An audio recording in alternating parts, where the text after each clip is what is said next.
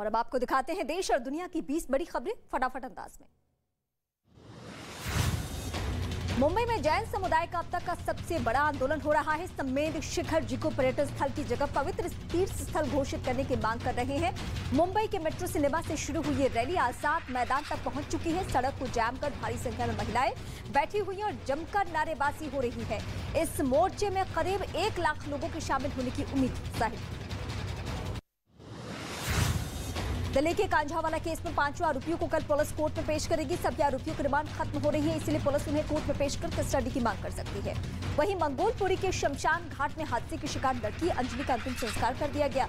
वहीं अंजलि की मां ने सभी आरोपियों को फांसी की सजा देने की मांग की।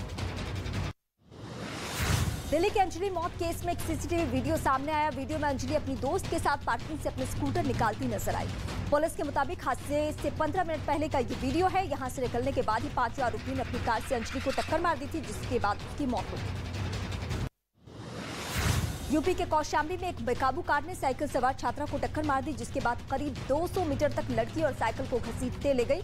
हादसे में घायल छात्रा को जिला अस्पताल में भर्ती कराया गया है। पुलिस ने मामले में आरोपी ड्राइवर के खिलाफ केस दर्ज कर कार को कब्जे में ले लिया।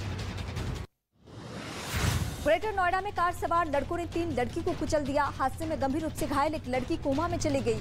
बताया गया कि अल्फा बस स्टैंड से 3 लड़कियां डेल्टा की तरफ जा रही थी, तभी कार सवार लड़कों ने उन्हें टक्कर मारी और मौके से चलते बने। वहां मौजूद कुछ लोगों ने सभी लड़कियों को अस्पताल में भर्ती कराया। घटना के बाद पुलिस ने FIR दर्ज कर लिया है और कार सवार की तलाश में जुट चुके हैं।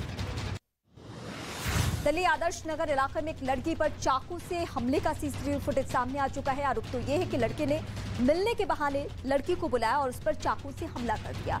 आरोपी ने एक के बाद एक चाकू से कई हमले किए। हमले में घायल लड़की को अस्पताल में भर्ती किया गया है, जहां उसकी हालत गंभीर बनी हुई है। लड़की पर हमले के बाद आरोपी मौके से फरार हो गया।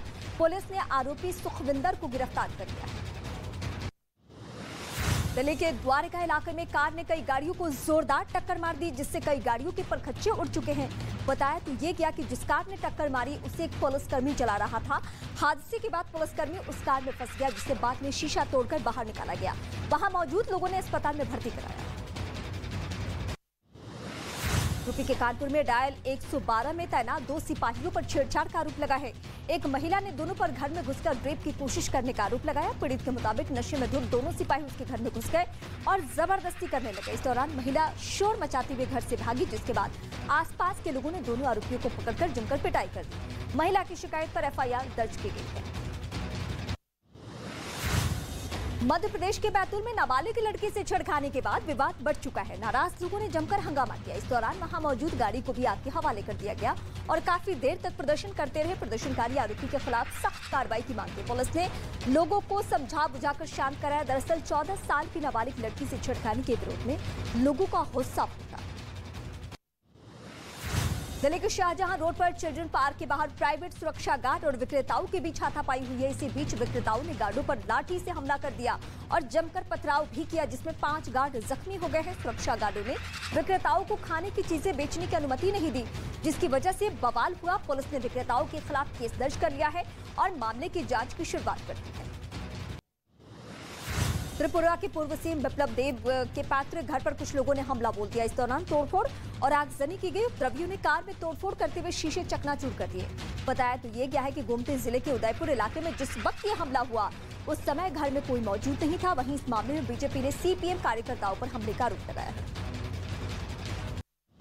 मध्य प्रदेश के सागर में प्रशासन का बड़ा एक्शन देखने को मिला। यहां आलीशान होटल में जमींदोज किया गया। होटल को ध्वस्त करने के लिए करीब 60 डायमंड लगाए गए थे। बताया गया कि होटल को ढहाने के दौरान आसपास के इलाकों को कोई नुकसान नहीं पहुंचा। वहीं दावा किया गया यह होटल बीजेपी के पूर्व निलंबित नेता का है।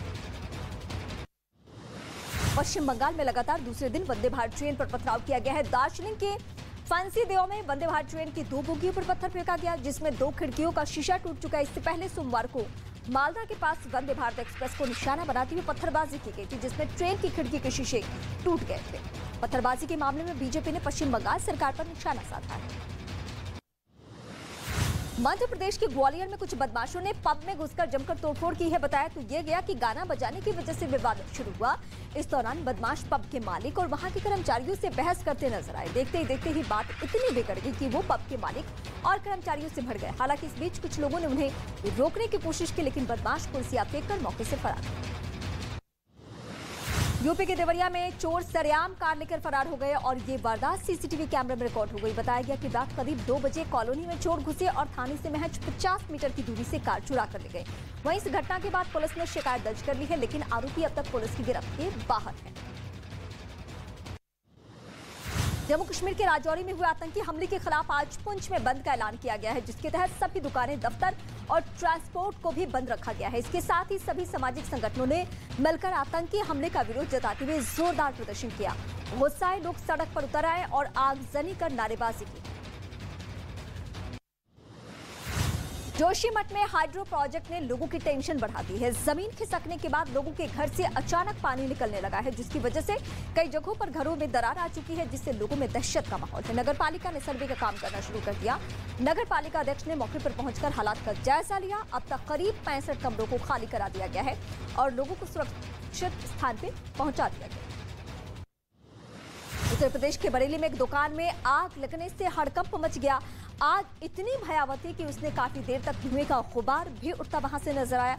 वहीं आग लगने की जानकारी मिलने के बाद दमकल की कई गाड़ियां मौके पर पहुंची और कड़ी मेहनत के बाद आग को कंट्रोल किया गया। वहीं आग की वजह से एक आदमी बुरी तरह जख्मी हो गया, झुलस गया, जिससे तुरंत अस्पताल में भर्ती किया गया है। दुकान में आग किस वजह से लगी, इसका पता अभी तक नहीं चल सका। अमेरिका के पोर्टलैंड में एक चर्च में भीषण आग लगने से अफरा तफरी का माहौल हो गया। वीडियो सामने आया है जिसमें चर्च से आग की लपटें उठती नजर आ रही है। आग लगने की जानकारी मिलते ही आनन फानन में दमकल कर्मियों मौके पर पहुंचे और आसपास के इलाकों को खाली कराया। आग तेज थी, जिसे बुझाने में दमकल कर्मियों को कड़ी मशक्कत करनी पड़ी। वहीं चर्च में आग कैसे लगी, इसका पता नहीं चल सका।